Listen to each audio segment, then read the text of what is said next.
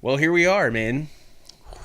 We're up against it. Away. We're a week away, roughly, from probably one of the biggest things that you and I both been anticipating for Oh, it's been a long 10 years. Just in It's been case long. no one can figure out what we're talking about, we have enough stuff here that we can kind of hint at it. What? Talking about Star Wars. And with that, I just felt like we needed to talk about it. And you and I, being probably the two biggest Star Wars geeks that we both know, I just figured we'd talk about it. So I know what the Star Wars franchise means to me, okay? But you and I have had talked about it. But why don't you kind of just let me know what it is and how did you get introduced, what it is, and what it means to you. And then I'll interject, of course. Okay. This could be like a college thesis right here, so I'll try and keep it short and sweet. Star Wars, like most people, is introduced to you as a kid, and it's probably the first movie I can ever remember watching. Like Same here. Disney movies or whatever. I remember Star Wars. I remember getting Star Wars on VHS, sneaking into my parents' room and watching it like time after time. You sit there waiting for it to rewind. You're like, rewind, you mother. And just watch it over and over again. Yeah. And like I had a very vivid imagination as a kid, and Star Wars is just great because you can think of anything, do anything. It's another universe. It's science fiction, and it's not slow and boring like other sci-fi franchises. Mm-hmm. Yeah. Talking about science and boring stuff. Yeah. I'd rather talk about lightsaber duels and Jedis and the Force and the Sith and the dark side and the light side. So, yeah, Sir, the iron in this rock shows that it might be contaminated. Or you could shoot stuff and blow things up. But I don't know what kids would prefer. Yeah. See, so that was the same thing for me. That was the first movie that I can, in my memory, remember seeing Return of the Jedi. My dad taking all three of us, the three kids, and sitting down in Southern California and sitting down and watching Return of the Jedi and just thinking, oh my God. So, of course, that led me down the path. And I used to, when I moved up from Southern California up to Northern California up here, there wasn't much going on. I didn't know a lot of people. So what did I do? I had one tape and all of them on one tape. And what would happen Sunday mornings? 7 o'clock in the morning, I'd wake up, go downstairs, put it in the VHS tape, in the VHS player, hit play, and I would not be moving for the next almost 7 hours. It's a good day. That's a good day. Weekend that my dad let me get away with it, which was a lot. I think he understood that I really liked it, and he kind of just like, when I was done with my chores, you can go back at it.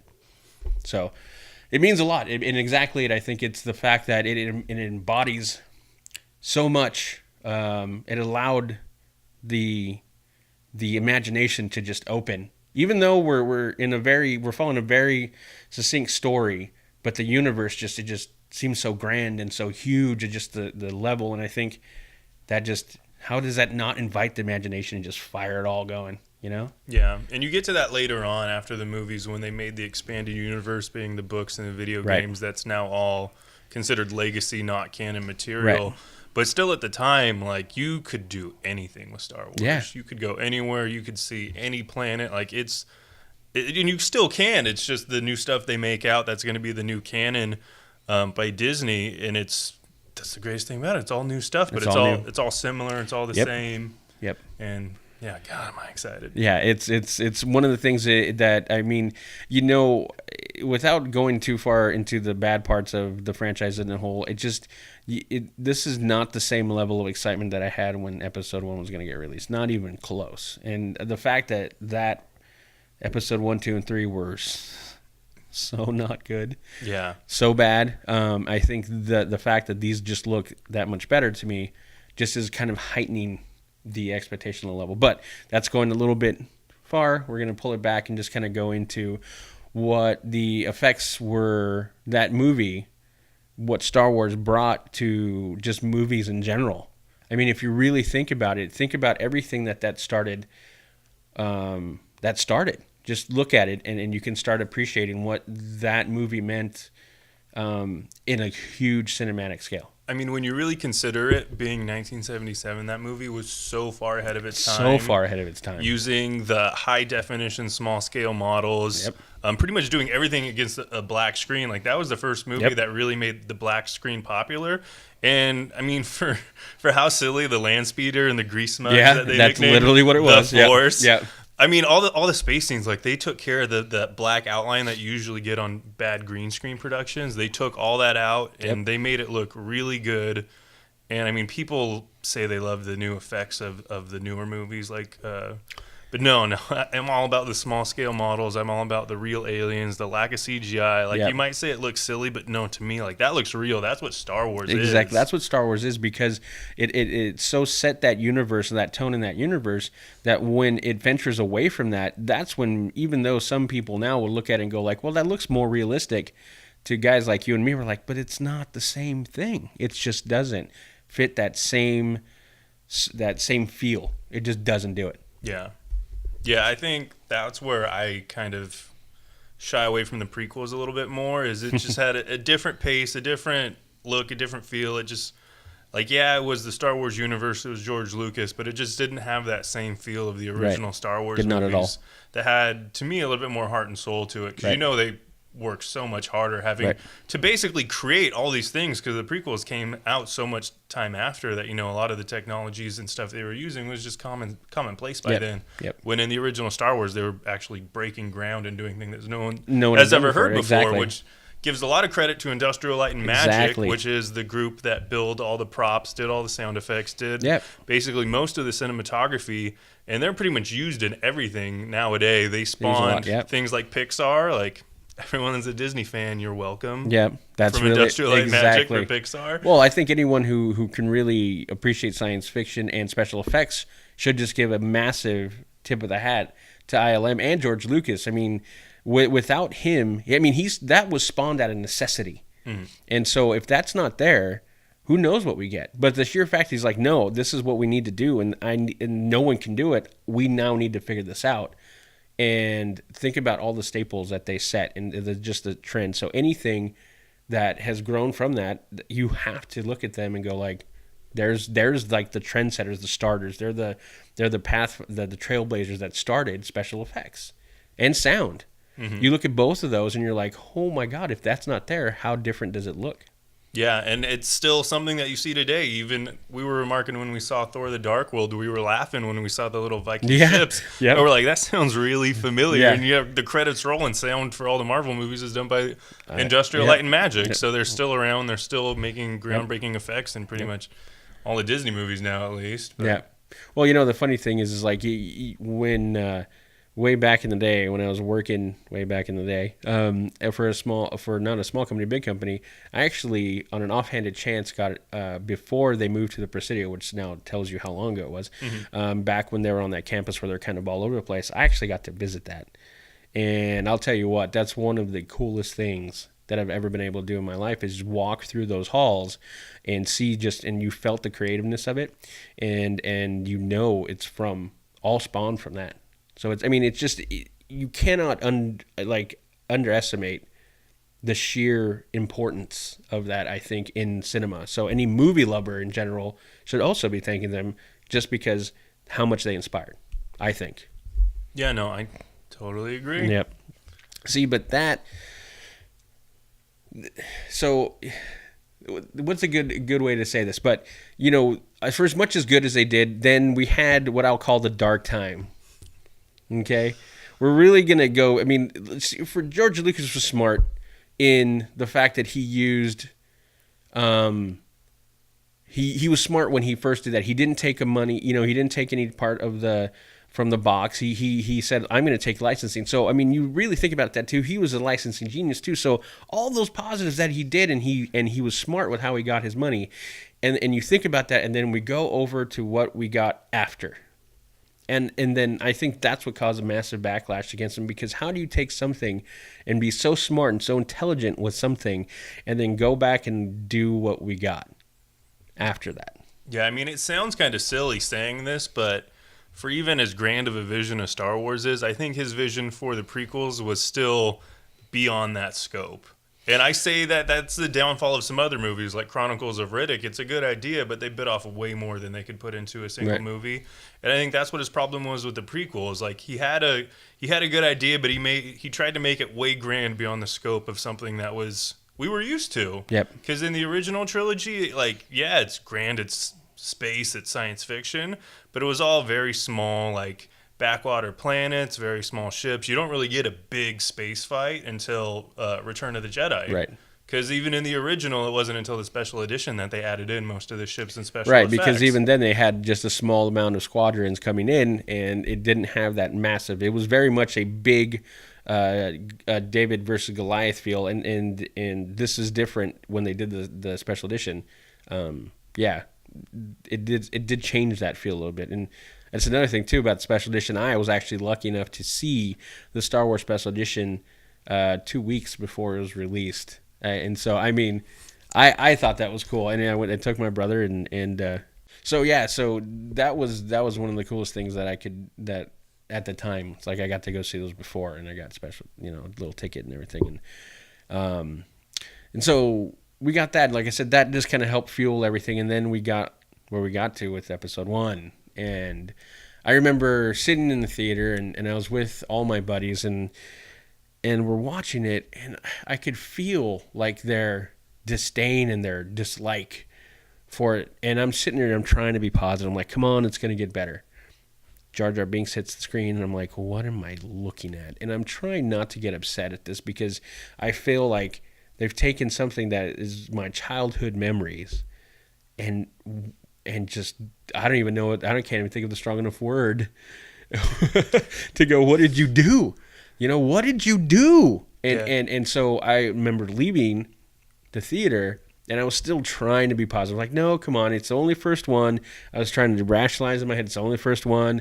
It's only the beginning of the story. The second one's going to be better, and then we'll see by the end of it. We'll see how Anakin turns, and we'll get the thing, and then we'll just like bring it on home. Yeah, and the other ones happened. And Phantom Menace started so strong. It was Qui-Gon, it was young Obi-Wan. You got destroyer droids. Droidekas rolling out, and their shield is little badass droids. Like the first 10 minutes are like, all right, this is so cool. Have such high expectations, and then Jar Jar. The second that happened, like you could feel, unless you're like 6 years old, everyone in that theater that had grown up like us, the wind was just knocked boom, out of them. And we just sat there in just kind of this disbelief. And, I walked out of that theater trying to be positive, but I just turned out, I just couldn't. Yeah. And I mean, it continued on into Attack of the Clones and Revenge of the Sith. Like, I'm not saying I don't like Hayden Christensen, but he had a very tough job and he kind of floundered. Yeah. And then who was it that played young Anakin? Why can't I think of his name? Hayden Christensen. That's what I said. No, young, like kitty kid. Annie. Oh, yeah. I see. That's why I don't. That's how much I don't remember. I you got a DUI in North Carolina. Yeah, I heard about that. It was just horror. It was just. I felt like the story was let down. Everything, and it didn't look like Star Wars. Yeah, it didn't feel like Star Wars. It just wasn't Star Wars. The biggest thing that hurt it, I don't think, was necessarily the story. I think it was its draw on doing CGI. Oh my God! Everything was CGI. There were no models. There were no ships. And I mean, for crying out loud, in Revenge of the Sith, not a single clone trooper was actually made armor. It was all CGI. Yeah. And like that's what the coolest stuff is. The props, the helmets, the stormtrooper builds. Like that's one of the coolest things that spawned such a huge part of the fandom. And for the third movie, they're just like, screw it. Yeah, not even touching it. Yeah. See, and that's the thing is you look at it, think about all the stuff that drew people into that universe, and it is that stuff. And it was sad to see that all go. Yeah. Which is why I have such high expectations for the newest movie. Hold on. Sorry. All right. Wookiee hairball. Yep. No, you're right. Because after having such that massive letdown with nothing, and then you start seeing those small little tidbits start coming out, very small. I mean, they've been so guarded about this, which is good. Mm-hmm. But then you start seeing practical effects. You see an X-Wing, an actual X-Wing. And I was like, holy crap, that's like oh my gosh. And then they start talking about Millennium Falcon. Mm-hmm. I'm like, wait, they actually did a full prop Millennium Falcon? And yes, and then this what really got me started getting really the juices flowing is if you've ever seen it, Kevin Smith describes, because he got a chance to go onto it, and he describes it walking onto there, and it was exactly like how I imagine how I would have felt. I mean, to the letter, how he describes seeing it and walking in, and you know, if anyone follows Kevin Smith and knows who he is, he's a huge geek, just like I mean, so many of us, and loves those stories and those characters for the same reasons we do. And then you hear him just describing how it is, and I'm like, oh my gosh, this is... Absolutely could not believe what I was doing. Fuck the fact that I was like, oh, I'm standing on a set with the Millennium Falcon. I was on the Millennium Falcon.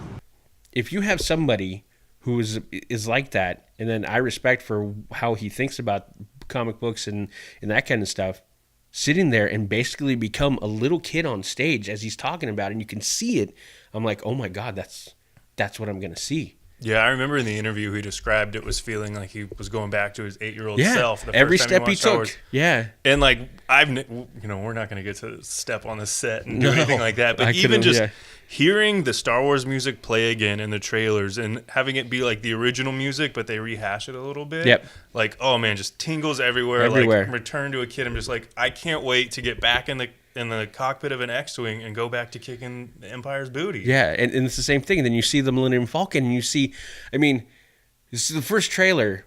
When you see the Millennium Falcon, I remember texting my brother, since, you know, that was one of the things that he and I really bonded over. I mean, and I go, you know, I just texted him, did you see the trailer? And he's like, no, I haven't seen it. I'm all go. And I sent him the link. And about 3 minutes later, all he does in all caps is Millennium Falcon. And then I was just like a big whole bunch of expletives right behind it. And we both just basically said, we just got the chills. Like, you couldn't help it. And then they back it up with seeing Han and Chewie in the Millennium Falcon, and I'm getting them right now, in the cockpit. And what does Han say? We're home. And I'm like, oh my God, that's the way... You know, that's the way I feel like right now, and this is all anticipation, because here we are, we're a week away still, but I don't know what I'm going to do. Like, I don't know what I'm going to do with this franchise if this doesn't meet something. You know, it meets, I'm trying to keep my expectations at a level, because I understand it's still a movie, I understand there's a lot of franchise, but I've put so much faith in J.J. Abrams and that cast and that crew, because it seems like everyone is there trying to do the best. No, it already has met expectations for me. I don't even have to see it. Just what I've seen from the trailers, like the emotions it's made me feel, like this movie, as long as, you know, Kylo Ren doesn't take off his helmet, he's like, aha, Misa back. Like, oh my God. Nothing can ruin this movie. I think people get up and just start like, oh my gosh. I mean, you love the Millennium Falcon because it takes you back to when, you know, you were a kid watching Star Wars. Absolutely. But I love the direction that The Force Awakens going. Like, I love Adam Driver. I love John Boyega. Yep. And seeing how much they love the movie, too, makes it even better. Like, after seeing the last trailer, you see, you know, Adam Driver comes stomping down the snow. Boom, here's his plasma blade. The hilts come out. You just see John Boyega like, oh boy, here we go. And you watch his reaction video to seeing the trailer, and he's as pumped up as everyone else is. And it's like, oh, that's it. I love that dude being in this movie, because you can tell he's excited to be a part of it, and he wants to see it great.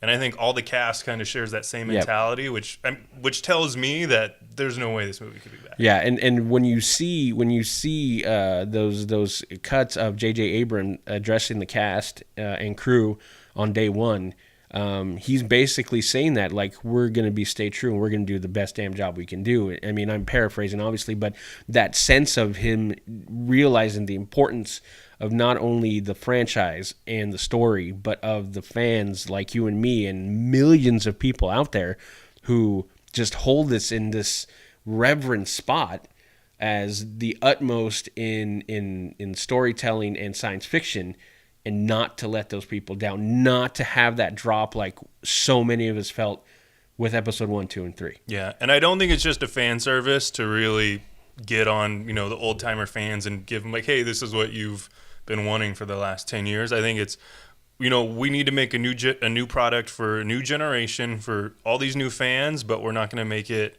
the kiddie crap that you see like Star Wars Right. Rebels and stuff like that, which, I mean, that's a whole different topic. Yep. But they're going to give a good product that everyone's going to love. Right. Everyone's going to enjoy. Yep. And that's a general sense. So realistically, that I think that our expectations are going to be met. I hope so.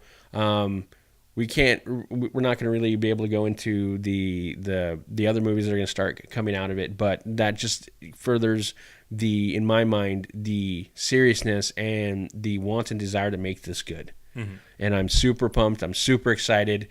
You and I will be down K Street down IMAX. to K Street IMAX. Some people will be trooping, some people will be handling, and we'll be there with bells on. Very super excited.